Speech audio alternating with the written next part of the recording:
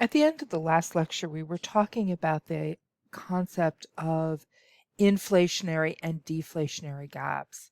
Those times when the economy comes to rest at equilibrium at a point other than at potential GDP.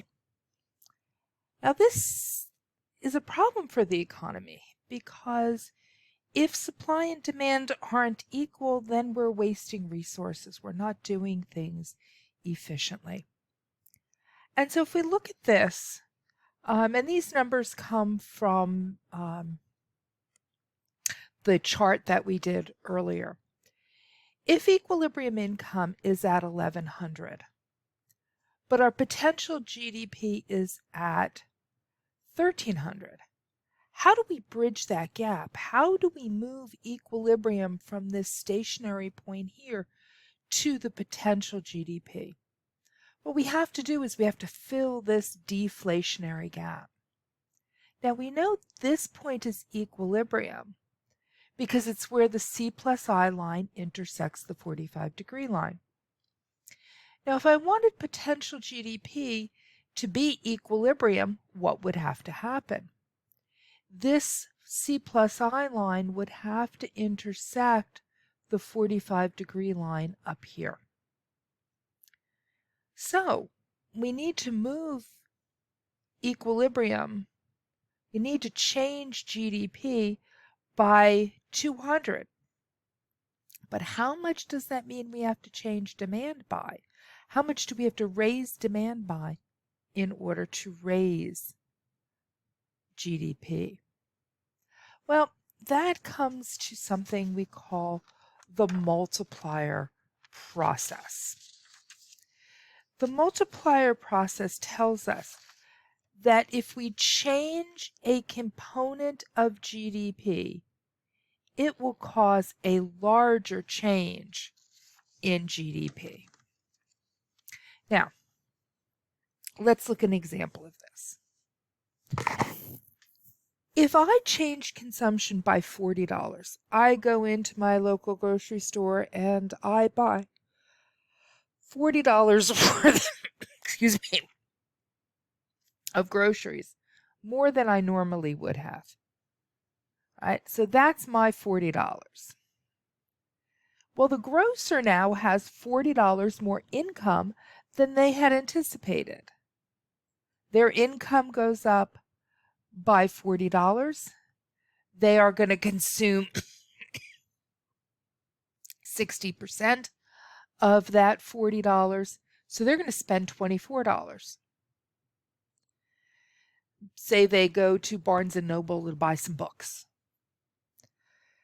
Well, if the owners of Barnes & Noble hadn't anticipated the grocer coming in, there is now a change in their income of $24. They're going to spend 60% of it, which is $14.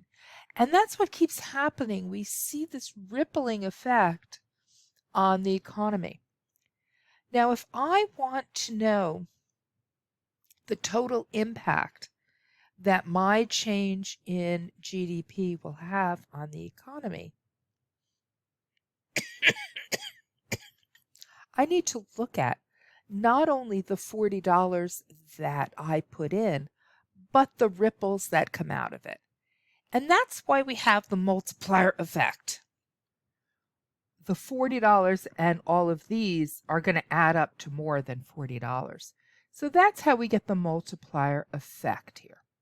Now, if we want to see the total amount, we would fill in the numbers we have into the multiplier effect formula. Our change in consumption is the change in the component. That is 40. The multiplier is 1 divided by 1 minus the marginal propensity to consume, which we know is 0.6. 1 minus 0.6 is 0.4. 1 divided by 0.4 is 2.5. So 40 times 2.5 is 100. So we now can see that if I change my consumption by $40, the rippling effect that that's going to have on the economy is to create a change in GDP of 100. Now, if we wanted to go back to that idea of the previous slide in which we had the deflationary gap between 1100 and 1300, let's use the multiplier effect to look at that. We know GDP needs to change by 200. We need to go from 1100 to 1300. We're going to use the same marginal propensity to consume. So 1300 minus 1100 is 200 equals the change in consumption times 2.5. We divide both sides of the equation by 2.5. 200 divided by 2.5 is 80. So the government has to do something to change consumption by 80 in order to get the desired change in GDP. Now keep in mind that it doesn't have to be change in C here. It could be change in investment, it could be change in government spending, it could be change in net exports. It's any of the components of GDP. And in most cases, from the Keynesian perspective, what we're doing here, if we know what our gap is, this would tend to be G. This would tend to be government spending. Because remember, that's the Keynesian revolution. The government can intervene by spending money, by giving us tax rebates, by doing all sorts of things in order to move the economy from this stationary point, this equilibrium point that we've come to rest at, to our potential GDP. So think about the stimulus checks that went out in the early part of 2020. The whole purpose of those stimulus checks was to get us to consume more, right? Was to get us to be able to pay our bills, pay our mortgages, pay our rent, or to buy groceries or whatever. The whole purpose was to change consumption so that we could get GDP to start moving, for the economy to start moving ahead to produce more goods. Okay? Now, in a few lectures, we're going to talk about government manipulation of the economy.